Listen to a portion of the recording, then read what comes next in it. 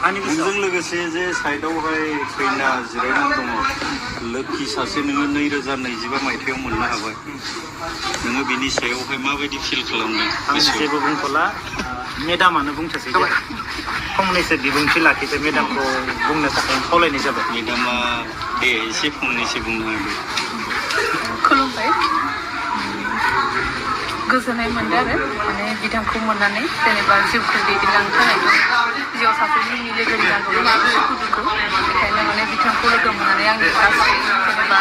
थांखि जि होसोनाय बा खामानियाव गोसोखानायखौ जोबोद हेफाजाब खालामदों आरो बेनि हेफाजाबावनो दिनै आं दा बे एसिस्टेन्ट प्रफेसारखौ जेनेबा सापर्ट खालामनानै दिनै आं जानो हाबाय दिनै आं गोजोननाय मोनदों आरो जोङो मोजां मिलायनानै संसारखौ जालांनो हाबानो बेखौनो आं गसाइनि सेराव आर'ज खालामो आरो ओमफ्राय बसआबो एसे बुंना होआबा आरो बसआ जानाय नङादां मा बुंनो जोबोर गोजोननाय मोनदों